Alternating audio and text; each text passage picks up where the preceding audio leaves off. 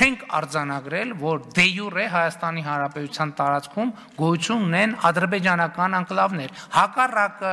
մենք արձանագրել ենք, որ Արցվաշենը դե յուրե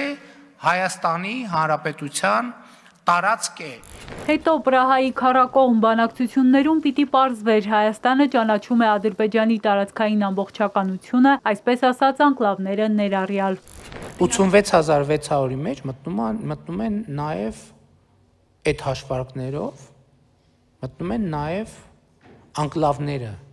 Կամ պահպանել անկլավային տարածքների ստատուս քվոն կամ փոխանակել հավասար տարածքներով խաղաղության պայմանագրի ստորագրումից հետո։ Այն ժամանակ երկու լուծում էր առաջարկում Փաշինյանը։ 2 տարի անց նախաստորագրված համաձայնագրի պայմաններում Բաքուն թարմացրել է այս օրակարգը։ Հայաստանի վարչապետն էլ խոստացել է վերադարձնել Արցվաշենն ու օկուպացված մյուս տարածքները։ Ինչ պայմաններով ՔՊԱ-ականներն ասում են կորոշեն սահմանազատման հանձնաժողովները։ Եթե հանկարծ որևէ սցենարով որոշվի, որ պետք է Հայաստանի եւ Ադրբեջանը տարածքներով փոխանակվեն,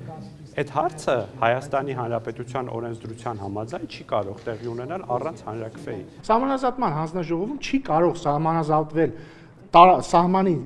անգամ 1 սանտիմետր առանց համապատասխան իրավական հիմքերի։ Արցվաշենի մասին է խոսել վարչապետը, մենք Արցվաշենի իրավական հիմքերի վերաբերյալ որևէ կասկած չունենք։ Սահմանազատումը նախորդ տարվա գարնանը սկսվեց ու կանգ առավ Տավուշում։ 1.5 տարի է սայլը տեղից չի շարժվում։ Ընդդիմադիրներն այս գործընթացը միակողմանի զիջում են համարում։ Պնդում են անկլավների հարցում էլ նույնն է նախապատրաստվում։ Ինչը վերաբերվում էր Կիրանց ոսկեպար հատվածին, այն ժամանակ ասում են, այս հատվածներից մենք զիջում ենք անում, Բերքաբերից 900 հեկտար ստանալու։ Անցել է բավականին երկար ժամանակ, տևական ժամանակ անցել, որևէ մի սանտիմետր, որևէ մի միլիմետր հող Բերքաբերի, ուրեմն լճից այն կողմ Հայաստանի Հանրապետություն չի ստացել։ Hakimiyyete geldi. Նոյեմբերի 9-ի 5-րդ տարելիցին Ադրբեջանի արտաքին գործերի նախարարը Երևանին մեղադրեց բանակցություններից հրաժարվելու և սադրանքներով պատերազմ հրահրելու համար։ 44-օրյա պատերազմին նվիրված ֆիլմում Բայրամովը պատմում էր, թե Փաշինյանը նախամաձայնել է լուծել Արցախի հարցը, եթե սահմանին կրակոցներ չլինեն, կես տարի անց հրաժարվել է։ Երևանը չի սալդրել, խաղաղության ելքեր է փնտրել։ Ադրբեջանցի դիվանագետի մեղադրանքներին այսպես են արձագանքում քաղաքապայմանագրի պատգամավորները։ Էր, որ Ադրբեջանը պատրաստվում է պատերազմի եւ բնական է, որ պատերազմի պատրաստվող երկիրը հիմա պետք է այդ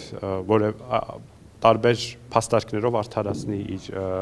ռազմական գործողությունները, ռազմական ագրեսիան։ Իշխանականները Հայաստանի նախկին ղեկավարներին են մեղադրում։ Իրենց ստացած ժառանգությունն ասում են աշխատանքի լայն դաշտ չէր թողնում, խախտված է ռազմական բալանսը, բանակցությունները փակուղում էին։ 2008 թվականից սկսած, երբ որ ընդունվեցին Մադրիդյան սկզբունքները,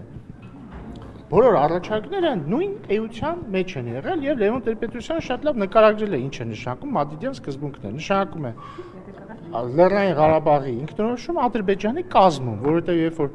տարածքային ամբողջականության եւ ինքնորոշման սկզբունքները մեկտեղում են, ստացվում է ինքնորոշում Ադրբեջանի կազմում։ Դրանից հետո բոլոր առաջարկները, որոնց մի մասը իդեպ Ադրբեջանն է մերժել,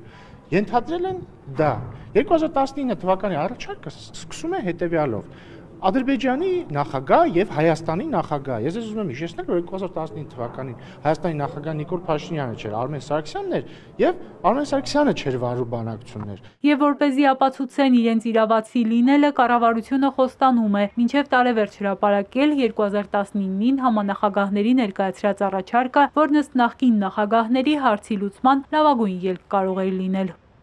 Էրմինե Ղարիբյան, Սիմիկ Մայիլյան, Էպիկենտրոն։